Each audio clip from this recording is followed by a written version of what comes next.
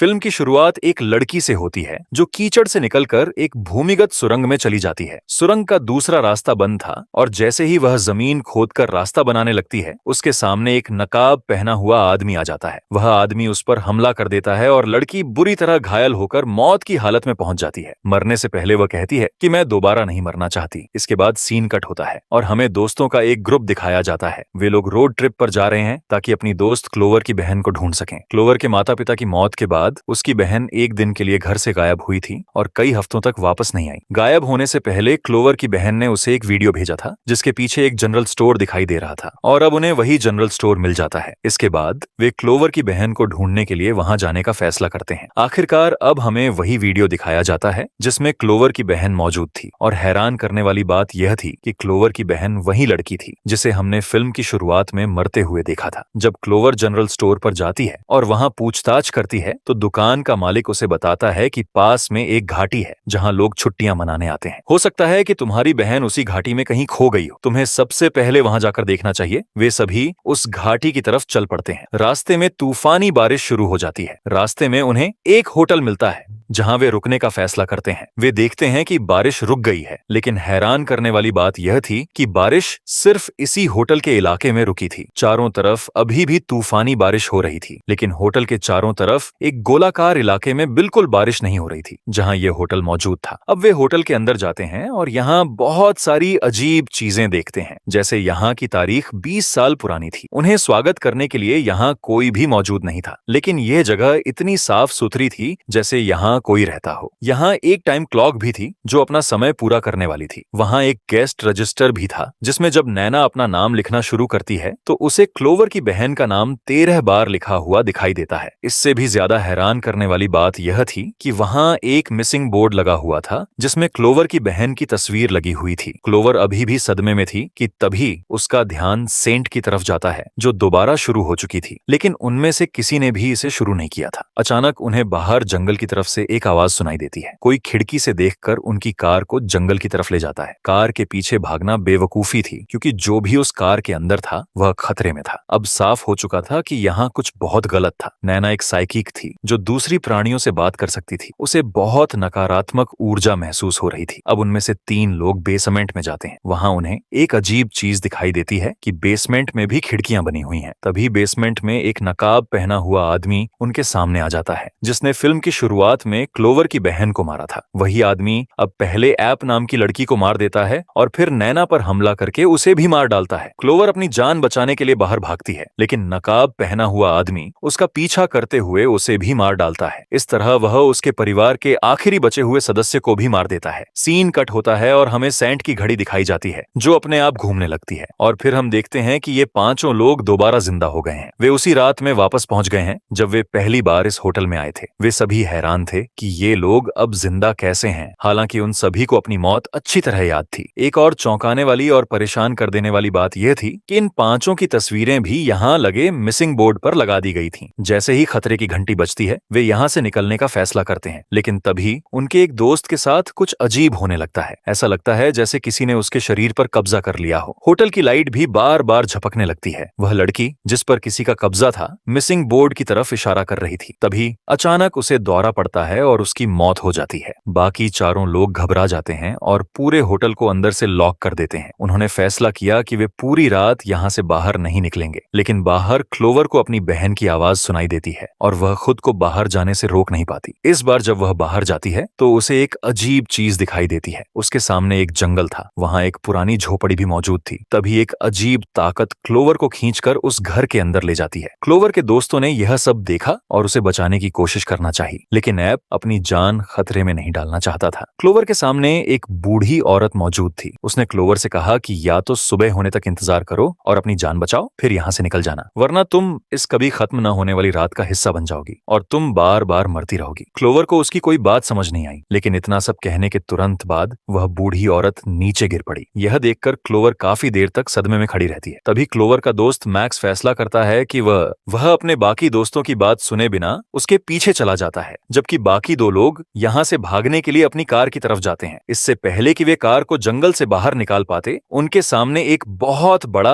और बेहद डरावना राक्षस आ जाता है। उसे देखकर वे डर जाते हैं और कार को आगे नहीं ले जा पाते। तभी वही नकाब पहना हुआ आदमी जिसने पहले उन सभी को मार डाला था, दोबारा उनके सामने आ जाता है। वह अपनी कुल्हाड़ी से उन पर हमला करता है और दोनों को मार डालता है। इधर मैक्स, जो क्लोवर की मदद करने आया था, उसे नकाब पहने हुए क्लोवर पर हमला करती है और उसे भी मार देती है। और जब वह बाहर निकलती है तभी एक कार उसके ऊपर से गुजर जाती है, जिससे उसकी भी मौत हो जाती है। इन पांचों की मौत के बाद रेत की घड़ी फिर से घूम जाती है और समय दोबारा शुरू हो जाता है। यानी उस रात का लूप फिर से शुरू हो गया था। अब ये सभी पहले की तरह दोबारा जिंदा हो जाएंगे। रेत की घड़ी को देखकर उन्हें भी समझ आ जाता है कि वे एक भयानक टाइम लूप में फंस चुके हैं। दोनों बार जब ये लोग मरे थे, उन्हें अपनी मौत याद थी। इस बार खुद को बचाने के लिए वे बाथरूम में रहने का फैसला करते हैं। बाथरूम में उन्हें पता चलता है कि हर बार मरने के बाद उनके शरीर में अजीब बदलाव हो रहे हैं, जैसे बाल झड़ना, अजीब दांत निकलना, शरीर पर बहुत सारे निशान बनना और भी बहुत कुछ। उन्होंने काफी समय से कुछ खाया पिया नहीं था, इसीलिए वे बाथरूम के नल से पानी पीते हैं। लेकिन कुछ देर बाद उन्हें खांसी होने लगती है, उनके पेट फूल जाते हैं और अचानक इन लोगों की मौत हो जाती है। चार्ली अब तक मर चुका था, जबकि क्लोवर अभी भी जिंदा थी। तभी वही जनरल स्टोर का मालिक उसके सामने आ जाता है, जिसके कहने पर ये लोग यहाँ पहुंचे थे। वह क्लोवर से कहता है कि अगर तुम्हें जिंदा रहना है तो सुबह होने तक जिंदा रहना होगा और तुम एक ही जगह बैठकर जिंदा नहीं रह सकते। फिर वह क्लोवर से कहता है कि उसका पेट फट गया था और उसकी मौत हो गई थी। इसके बाद रेत की घड़ी फिर से घूम जाती है। जैसे ही रेत की घड़ी घूमती है, ये सभी लोग दोबारा जिंदा हो जाते हैं और एक साथ खड़े होते हैं। इस बार उन्होंने फैसला किया कि वे खुद को जरूर बचाएंगे। सबसे पहले वे यह पता लगाने का फैसला करते हैं कि आखिर यहाँ हो क्या रहा है। दो लोगों ने क्लोवर को दो सुराग दिए थे, एक बूढ़ी औरत और एक दुकान का मालिक। अगर वे सुबह तक जिंदा नहीं रह पाए तो वे इस टाइम लूप में फंस जाएंगे और बार बार मरते रहेंगे। अब इस टाइम लूप से बाहर निकलने का जवाब शायद इसी इमारत के अंदर था, जिसे वे ढूंढना शुरू कर देते हैं। यहाँ मौजूद चीजों की जांच करते हुए क्लोवर को पता चलता है कि जनरल स्टोर का मालिक असल में एक मनोचिकित्सक था। उसे यहाँ एक अखबार मिलता है जो 20 साल पुराना था। यह उसी दिन का अखबार था जिस दिन ये लोग पहली बार इस होटल में आए थे। अखबार में 20 साल पहले हुए एक हादसे की खबर थी। उस दिन एक बहुत बड़ी खदान ढह गई थी और पूरा शहर उसके अंदर दब गया था। इस हादसे में इस शहर में रहने वाले 1100 से ज्यादा लोग मारे गए थे। बाकी बचे लोग अपने करीबियों की मौत के गम और डिप्रेशन की वजह से मर गए। उनका इलाज करने के लिए मनोचिकित्सकों को यहाँ बुलाया गया था। क्लोवर सब कुछ समझ जाती है कि इस शहर में शायद कोई दूसरा घर बचा ही नहीं था, क्योंकि सारे घर जमीन के अंदर दब चुके थे। होटल की इमारत शायद बहुत बड़ी थी, इसीलिए जमीन के अंदर धंसने के बावजूद उसका थोड़ा हिस्सा ऊपर रह गया था। इसी वजह से उन्हें बेसमेंट में खिड़कियां दिखाई दे रही थीं। क्लोवर यह बात मैक्स को बताती है। मैक्स को यहाँ एक टेप भी मिलती है। रिकॉर्डिंग सुनने के बाद उसे पता चलता है कि वह मनोचिकित्सक कोई अच्छा इंसान नहीं था। यहाँ के लोगों का इलाज करने के बजाय उसने अपने मकसद के लिए उन पर एक्सपेरिमेंट करना शुरू कर दिया था। उसने अपने एक्सपेरिमेंट में देखा कि इस हादसे के असर की वजह से लोगों की भूख, प्यास और नींद तो कहीं न कहीं सामान्य थी, लेकिन एक चीज उन्हें सबसे ज्यादा परेशान कर रही थी और वह था डर। उन्होंने अपने करीबियों को खो दिया था, उन्हें अकेले रहने का डर था। कुछ लोग इस बात से भी डरे हुए थे कि अगर दोबारा ऐसा हादसा हुआ तो उनके साथ क्या होगा। उस मनोचिकित्सक ने उनका इलाज नहीं किया। नतीजे में बहुत से लोग इसी डर की वजह से मर गए और जो लोग इस डर के साथ जिंदा रहने में कामयाब हुए